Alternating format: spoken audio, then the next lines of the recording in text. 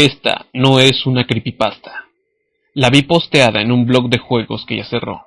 Si alguien conoce o es el autor, sepa que me gustó mucho esta historia y solo quise compartirla.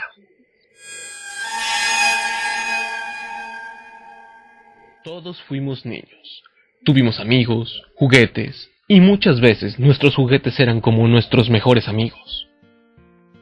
Y a veces los únicos.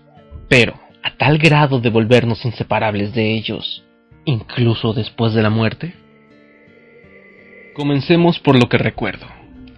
México en el siglo XX, ya llegando al final del milenio. El internet y la televisión por cable eran un lujo que solo la gente de clase media alta podía darse. Así que los niños jugaban más a menudo en la calle. Bueno, al menos acá en Jalisco. Todos menos uno. Se llamaba Dani. Pero le decíamos de diferentes formas. Dani el loco, la nena, la llorona, etc. Ya saben cómo son los niños de crueles. ¿Por qué le decíamos así? La verdad no lo recuerdo. Eran de esos niños no muy sociables, pálido, flacucho, y siempre actuaba raro. Lo molestábamos tanto que varias veces su mamá había ido a la escuela quejándose por eso. Por lo mismo no lo dejaba salir a la calle, con la frase típica de no te juntes con esa chusma y esos pelafustanes. Cierto día, un chavo llegó con un juego de cartas que hoy todos conocemos como Yu-Gi-Oh! No se los niego, a primera vista me gustó mucho el juego, y unos meses después casi toda la escuela ya lo jugaba. Comenzó a hacerse la moda entre mi generación. Era divertido, entretenido, a pesar de que las reglas eran un poco difíciles y no sabíamos usar bien los efectos de las cartas. Continuando con la historia, un día, en el receso, noté que había un grupo de niños que estaban teniendo un duelo de cartas con Dani. Se me hizo raro, y más cuando los escuché decir frases como retas yo, sigo yo, te juego, no las cambias, no las vendes. ¿Quién lo diría? De pasar a ser la carrilla del salón a quien todo el mundo quería jugar con él, pareciera un cambio bastante drástico. La razón resultaba que de todos los mazos que habían salido, Dani tenía uno que nunca habíamos visto. Se llamaban Crate Keepers, o en español, guardatumbas, que su papá, un almirante, se lo había traído de Estados Unidos, en una de sus visitas al puerto de California, según presumía. Eran cartas muy padres, pero muy enfadosas. Hay una de la que me acuerdo muy bien que se llama Necrovalley. Y esa misma carta todo el mundo se la quería cambiar, pero él decía que todas eran sus favoritas, y para que no se les ocurriera robárselas, las marcó con una D mayúscula en la parte de atrás de cada carta. Pero el gusto le duró poco a Dani, ya que también fue la época cuando comenzó la difamación al anime, las caricaturas y los videojuegos por parte de la iglesia, las doñas de lavandería que no tenían nada que hacer en todo el día más que quejarse y darse de golpes en el pecho, y grupos religiosos, porque decían que eran del diablo y propagaban la violencia. Acto seguido comenzaron a prohibir llevar esas cosas a la escuela. Carajo, con lo que me gustaba llevar mi lonchera de Dragon Ball. En fin, muchos lloramos eso. Y ahora imagínense lo que debió sentir Dani, que apenas comenzaba a relacionarse, a abrirse con la gente. Se volvió aún más raro, lo que provocó que lo molestáramos más. Le escondían las cosas, lo agarraban a golpes, lo seguíamos insultando, etc. Pero todo llegó a un límite, que a mediados de sexto año, un niño bastante tonto de nuestro salón se propasó con él, abriéndole la cabeza con una piedra. No fue de muerte, pero sí le pusieron unas puntadas para la herida. Como era escuela de gobierno, no podían expulsar al niño agresor. Nunca nos dijeron quién fue, así que su mamá decidió que ya estaba harta y lo cambió a una escuela privada nueva que acababan de abrir. Y no supimos más de Dani, hasta finales de segundo de secundaria, que unos amigos y yo andábamos en bicicleta y vimos que en la casa de Dani había una carroza fúnebre. Estaba la mamá de Dani en la puerta de su casa. Se acordó de nosotros y nos dijo que estaban haciendo el servicio para Dani. Su mamá dijo que había muerto ya hace más de 6 meses y de repente rompió en llanto. No nos dijo más. Y se acercó la tía de Dani y nos terminó de contar. Como si fuera historia de terror, dijo que efectivamente Dani ya había muerto hace mucho tiempo, pero su cadáver apenas lo habían encontrado hace poco. Al parecer, en su nueva escuela, un grupo de amigos lo habían llevado al monte a una lunada. Y cuando no volvió, lo primero que dijeron es que se les había extraviado, pero que en realidad lo que habían hecho es que lo amarraron en un árbol y le robaron todo lo que traía.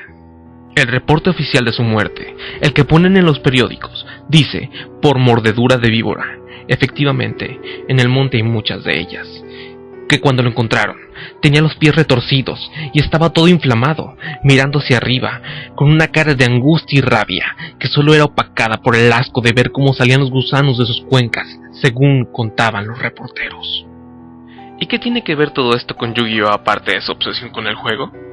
Pues, una de las cosas que le habían robado era su mazo favorito, el de Grey Keepers, el que siempre cuidaba y llevaba todos los días a la escuela esperando que alguien jugara con él. Y lo más raro vino después, cuando supimos lo que le pasó a uno de los que lo soltaron, el que se había entregado y los había conducido directamente al cuerpo de Danny. El motivo de este repentino despertar de conciencia es el siguiente. El chavo llamó desesperado y llegó a la delegación diciendo que Danny se le aparecía de noche frente a su cama y se le quedaba viendo en silencio. Que las cartas del juego de Yu-Gi-Oh que le robó, las imágenes, también algunas parecía que se le quedaban viendo y se movían. Las cartas solas salían volando de su mano y le pegaban en la cara, y si las dejaba en un buró o en una mesa, casualmente el viento las levantaba y las tiraba en dirección hacia él. Escuchaba también ruidos en su casa y voces como susurros cuando intentaba quedarse dormido. Después de un tremendo susto tras otro, el chavo terminó delatando a sus amigos, encontraron el cuerpo y fueron a parar a la correccional de menores. El soplón murió, se ahorcó en su celda.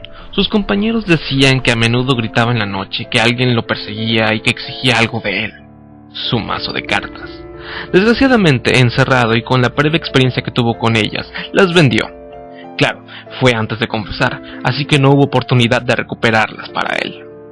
Y entonces el psicólogo de la prisión decidió internarlo. Pero justamente, la noche antes de que lo trasladaran a un pabellón psiquiátrico, escucharon unos gritos en su celda y terminó ahorcado. Unos dicen que se suicidó porque le afectó mucho el estrés y el remordimiento de haber dejado morir a Danny solo en el monte. Otros dicen que fueron sus amigos en venganza por haberlos delatado. Y entonces comenzó la leyenda del deck de Danny. Quien la haya escuchado, revise muy bien lo que compra, lo que se encuentra o lo que le regalan. Que sea un deck de Grey Keepers que tenga una letra D marcada en la parte de atrás.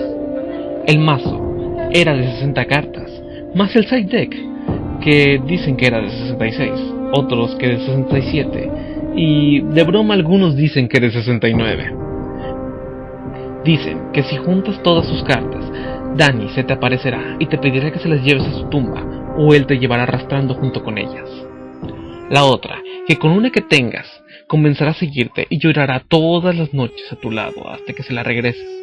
De este cuento no estoy del todo seguro y convencido, y no me gusta jugar con el recuerdo de los muertos para comprobarlo. Pero lo que sí supe al final es que los padres de Danny, sabiendo esta leyenda, compraron un mazo nuevo y lo enterraron con sus restos. En mi pensar, creo que todos podemos aferrarnos a algo que queremos mucho en esta vida y estar dispuestos a volver de la tumba solo por ello. Pero esto es solo una leyenda. Para terminar, debo confesar que unas pocas veces fui a visitar a la tumba de Danny para dar mis respetos y pedirle perdón por haberlo tratado mal.